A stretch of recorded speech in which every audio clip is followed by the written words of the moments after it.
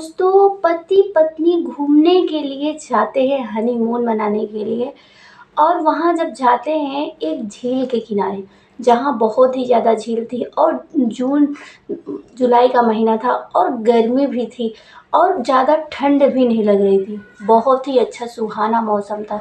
वह दोनों उस झील के किनारे जाते हैं, जिससे वह उसका दोस्त जो होता है, उनके दोस्त भी जाते हैं। वह अपनी फैमिली के साथ वो भी जाते हैं, मतलब पति पत्नी, और वो भी पति पत्नी जाते हैं दोनों। लेकिन वहाँ घूमते हुए ढेर रात हो जाती है और वो लोग बाहर नहीं निकल पाते हैं, झील के किनारे ही उन लोगों को रुकना पड़ता है। तभी एक पत्नी कहती है कि देखो, तुम्हारे साथ मुझे कम ही मज़ा आ रहा है, लेकिन उनको देखो, उनकी शरीर कितनी हट्टी कट्टी है और मैं चाहती हूँ कुछ समय मैं उसके साथ बिताऊँ। क्या तुम्हें मंजूर है? तो वह पति कहता है कि ठीक है, अगर तुम्हारी यही चॉइस है तो थोड़ा आजमा के देख लो, लेकिन फ़िलहाल कहोगी कैसे? वह दोनों में शर्तें लगती हैं और शर्त लगने के बाद वह एक दूसरे के करीब आ जाते हैं और दोनों, वो उसकी पत्नी और वो उसकी पत्नी के साथ जुट जाते हैं। पत्नी अदली बदली कर लेते हैं और अदली बदली करने के बाद ऐसा करते हैं जिसे कभी आप सोच भी नहीं सकते हैं। दोस्तों, पूरी कहानी सुनने के लिए चैनल को सब्सक्राइब करें और लाइक करें, शेयर करें, कमेंट करें। जो भी हमारे नए दर्शक देख रहे हैं वो भी अवश्य ज़रूर सब्सक्राइब कर लें। चलिए कहानी को स्टार्ट करते हैं। ये कहानी गुजरात की है, जहाँ पर एक रीता नाम की लड़की रहा करती थी। वो बहुत ही ज़्यादा खूबसूरत थी और उसकी खूबसूरती देखने की भी लायक थी। जो भी उसे देखता था घूर घूर के देखता रह जाता है। उसकी शादी एक लड़के से होती है, जो लड़का एकदम मज़दूर था और लड़की एक अमीर घर की थी, बहुत ही ज़्यादा खूबसूरत और नौजवान भी थी। और दहेज में उसका पति पिताजी उसको इतना ज़्यादा दहेज देते हैं, कभी वह लड़का उसके गांव में कहीं घर नहीं पाया होगा। तो दोस्तों, जब रीता की शादी होती है राजेश के साथ, तो वह दोनों बहुत ही ज़्यादा खुश रहते हैं। जो भी रीता कहती थी वह राजेश मानता था, क्योंकि रीता एक अमीर घर की लड़की थी और राजेश एकदम गरीब एक बेरोजगार था। इसलिए वह जो भी रीता उसको हुक्म फरमाती थी, राजेश करने के लिए तैयार हो जाता है। शादी के कुछ ही दिनों बाद, मतलब 2-3 दिन बाद, उन दोनों को हनीमून के लिए कहीं जाना था। वह अकेले नहीं जा सकता था राजेश, तो राजेश अपने दोस्त को कॉल करता है, जिसका नाम परवीन बताया जाता है। वह परवीन के पास, अपने दोस्त के पास कॉल करता है और कहता है कि तुम्हारी भी नई शादी हुई है और हमारी भी नई शादी हुई, क्यों ना हम दोनों चलते हैं हनीमून के लिए कहीं ऐसी जगह जहाँ पे मेरी बीवी बहुत ही ज़्यादा खुश हो जाए, क्योंकि मैं अपनी बीवी को उदास नहीं देखना चाहता। एक बार परवीन तो नकार देता है, लेकिन फिर दोबारा राजेश को उदास न होने के कारण वह राजेश की बात मान लेता है। जब राजेश की बात मान लेता है तो वह दोनों अपनी तैयारी करने लगते हैं और परवीन अपनी पत्नी से जाके कहता है, क्योंकि परवीन जो था वो अमीर घर का था और परवीन की जो पत्नी थी वह सांवली थी और एक गरीब घर की थी। दोनों में बहुत ही ज़्यादा फर्क था। उसी फर्क का वजह राजेश और रीता में भी था। वह दोनों तैयारियां करते हैं और तैयारियां करने के बाद वह घूमने के लिए चले जाते हैं, मतलब हनीमून के लिए चले जाते हैं। जब वहाँ हनीमून पे जाते हैं, वह अफ्रीका का आया हुआ दोस्त परवीन रहता है, क्योंकि वह जहाँ जाते थे घूमने के लिए गांव में, राजेश उसे पूरी झील घुमाता है। एक झील पर जाता है और परवीन कहता है बहुत ही सुंदर है और बहुत ही लाजवाब है। जब रीता परवीन को देखती है तो वह देखती ही रह जाती है।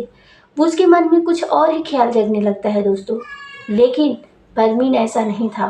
परवीन के अंदर वह रीता को हमेशा भाभी भाभी कह के बुलाया करता था। वो भाभी का मान सम्मान दिया करता था। और परवीन सऊदी अरब और मतलब अफ्रीका देश में रहने वाला था और बहुत ही ज़्यादा खूबसूरत, बहुत ही ज़्यादा पैसे वाला था। जब ये बात, वह दोनों झील के किनारे जाते हैं, वो भी अपनी पत्नी के साथ जाता है, परवीन भी, और राजेश भी अपनी पत्नी के साथ जाता है।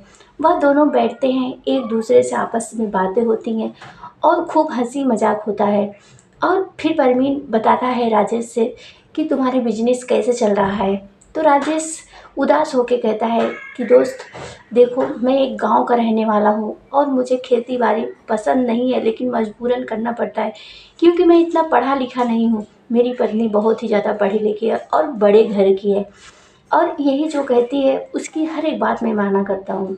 तभी परवीन, अब राजेश जब परवीन से पूछता है कि तुम अपना बताओ, तुम्हारी कारोबार कैसे चल रहा है, तो परवीन बताता है कि मेरे बहुत ही ज़्यादा बड़ी फ्लाइट है और मैं बहुत ही ज़्यादा अमीर हूँ तुम्हारे ही दोस्ती की वजह से, और हम लोगों की दोस्ती में कभी दरार ना आए, और मेरे पास इतने पैसे हैं, इतने पैसे हैं कि 2-4 गांव में खरीद सकता हूँ। जब ये बात परवीन की रीता सुनती है तो रीता उसे यूं ही देखती रह जाती है, उसके मन में कुछ और चलने लगता है। रीता कहती है कि सच में तुम इतने बड़े अमीर घर के हो? तो परवीन कहता है कि जी हाँ, मेरे पास तो बहुत ही ज़्यादा पैसे हैं, लेकिन अफ़सोस की बात ये है कि मेरी जो पत्नी है वो बहुत ही गरीब घर की है और बहुत ही ज़्यादा सांवलीपन की है, मुझे पसंद बहुत ही कम है। और मैं चाहता था कि मुझे भी ऐसी पत्नी मिले जो बहुत ही ज़्यादा खूबसूरत हैंडसम है। और राजेश की किस्मत देखो कि कितनी खूबसूरत और नौजवान पत्नी पाया है। जब ये बात रीता सुनती है तो रीता के मन में एक नई खुशखबरी जगने लगती है। रीता, क्योंकि हमेशा बचपन से वह अमीरी घर में पली हुई थी, लेकिन शादी होने के कारण वह गरीब हो गई थी, लेकिन फिर भी उसका खर्चा पानी उसके मायके से चला करता था। तो रीता के मन में एक ख्याल आता है, क्यों ना मैं परवीन को अपने बस में करूं और मैं अपनी खूबसूरती से परवीन को यूं ही अपने पास रख लूं हमेशा के लिए। मुझे राजेश वैसे भी नहीं पसंद था, मुझे मजबूरन रखना पड़ रहा था राजेश को। वह जब झील के किनारे वह दोनों जाते हैं घूमने के लिए तो काफ़ी रात हो जाती है, बातें करते करते पता ही नहीं चलता, लेकिन वह झील के किनारे से वह निकल नहीं पाते हैं। जब निकल नहीं पाते हैं, रात हो जाती है, तो वह दोनों वहीं पे आराम करने लगते हैं। तभी वह खाना की तैयारियां चल ही रही होती है। रीता तभी परवीन को जंगल की तरफ जाते हुए जब देखती है तो वह पर रीता भी जाती है वॉशरूम के बहाने, और वहाँ जाती है तो परवीन से कुछ हरकतें करने लगती है और उससे पहले प्यार से बातें करती है कि मुझे कुछ तुमसे बातें करनी है, अगर तुम्हारी इजाज़त हो तो कहो, बोलो। तो परवीन कहता है बिल्कुल बोलो। तो रीता कहती है कि मुझे राजेश नहीं पसंद है क्योंकि वह बहुत ही ज़्यादा गरीब है, मुझे तुम जैसे लड़कों के हट्टे कट्टे की ज़रूरत है, वो मुझे कभी खुशी नहीं रह पाया। आज मैं हनीमून के लिए आई हूँ, क्यों ना मेरा हनीमून तुम्हारे साथ बीते। तभी वह परवीन के मन में भी ख्याल आता है कि क्यों ना इतनी खूबसूरत और नौजवान लड़की है, मेरी भी किस्मत चमक जाएगी और मेरे पास भी इतनी खूबसूरत, मेरा बचपन का सपना पूरा हो जाएगा। क्योंकि परवीन भी चाहता था कि मुझे खूबसूरत और नौजवान लड़की मिले। वह दोनों जंगल में जाते हैं और जंगल में जाने के बाद जब बातें होती है एक दूसरे के करीब आ जाते हैं। आने के बाद और कुछ कुछ होने लगता है। जब कुछ कुछ होने लगता है तो वह बल जो रीता थी अफ्रीका के लड़के की, परवीन का बल संभाल नहीं पाती है और कहती है बहुत ही ज़्यादा मज़ा आ रहा है, तुम्हारे ही जैसे लड़के की मुझे ज़रूरत थी, लेकिन मेरे नसीब में तो यही एक बेरोजगार और एक मतलब अजीब सी वह बातें करने लगती है राजेश के बारे में। तभी वह कहता है, अफ्रीका का लड़का कहता है कि अगर तुम्हें इसी तरीके से मज़ा लेना है तो तुम्हें हमें हमारे साथ रहना होगा, क्योंकि मैं कुछ ही दिनों के लिए आया हूँ राजेश के पास और मैं चला जाऊँगा। तो रीता कहती है कि मैं तुम्हें जाने नहीं दूँगी, और उन दोनों में जितनी देर परवीन रहता है, जितने दिनों तक, वह दोनों में एक दूसरे में हर रात को जब राजेश सो जाता था और परवीन की पत्नी सो जाती थी, रीता और परवीन एक दूसरे से मिला करते थे और खूब मज़े किया करते थे। रीता कहती थी कि परवीन, तुम्हारे जैसा लड़का मुझे कहीं मिल नहीं सकता है और मुझे तुम्हारे ही जैसे लड़के की ज़रूरत है। और इसी तरीके से हर रोज़ जब वो मिला करते थे रीता और परवीन, तो परवीन उसको पैसे भी दिया करता था क्योंकि उसकी, ताकि रीता वह राजेश से बताए ना।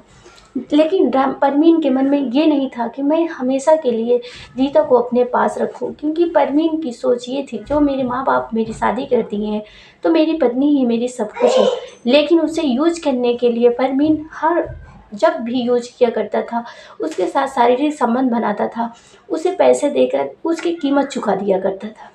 जब ऐसे करते करते कई समय बीत जाता है तो राजेश को एक दिन पता लगती है कि परवीन उसके साथ रात बिताता है, नाजायज़ संबंध बनाता है। तभी वह राजेश परवीन से ना पूछते हुए अपनी पत्नी से पूछता है, रीता से, कि तुम ऐसा क्यों कर रही हो। तभी रीता कहती है कि तुम पागल हो क्या, मैं तुमको छोड़ के कभी जाऊंगी नहीं, और तुम सोचो मुझे पैसे भी मिलते हैं, क्या मेरे सामान को कभी घट जाएगा, क्या ये तो यूज करने वाला चीज़ है, और यूज करके वह चला जाएगा और पैसे मुझे मिल जाएंगे। जब ये बात बताती है तो राजेश कुछ नहीं बोलता है, क्योंकि वह अपनी अपनी पत्नी के खूबसूरती पे वह इतना बेफिदा हो गया था कि उसकी हर एक बात मानना पड़ता था, क्योंकि राजेश एक गरीब था। जो भी रीता कहती थी राजेश वही किया करता था। इसी तरीके से उसका धंधा बन जाता है। वो पहले अमीर लड़कों को फंसाती है और फंसाने के बाद उसके साथ नाजायज़ संबंध बनाती थी। नाजायज़ संबंध बनाने के बाद पैसे लेती थी, और पैसे लेकर राजेश के साथ वह खूब कूड़ा जमा करती थी। राजेश ऐसे कुछ दिनों तक देखते देखते वह अमीर बन जाता है, लेकिन राजेश को ये सब मंजूर नहीं था, क्योंकि हर कोई लड़के को ये नहीं मंजूर होता है कि मेरी पत्नी किसी के साथ नाजायज़ संबंध बनाए। राजेश करता भी क्या, वो बहुत ही ज़्यादा गरीब था, और रीता एक अमीर घर की लड़की थी, उसको अमीरी के तौले पे तौलना था। वो गरीबी उसे झेल नहीं पाते थे। जब भी वह परवीन को देखी उसका मन बदल जाता है। परवीन के जाने के बाद उसका पेशा बन जाता है, अमीर लड़कों उसके फंसाती थी, और फंसाने के बाद नाजायज़ संबंध बनाती, नाजायज़ संबंध बनाने के बाद पैसे लेती थी और खूब मज़े करती थी। तो दोस्तों, आप सभी लोग कमेंट करके ये बताइएगा कि रीता इसमें सही है या गलत है, और राजेश की भी राय बताइएगा, परवीन की भी। अगर जिस किसी को यह वीडियो देख रहे हैं पसंद आई हो तो अपनी अपनी राय बताइएगा कि किसकी गलती है, क्योंकि हर घर में एक माँ, बहन, बेटी, पत्नियाँ रहती हैं। तो दोस्तों, कमेंट करके बताइएगा। चलिए मिलते हैं नेक्स्ट वीडियो में, तब तक के लिए बाय।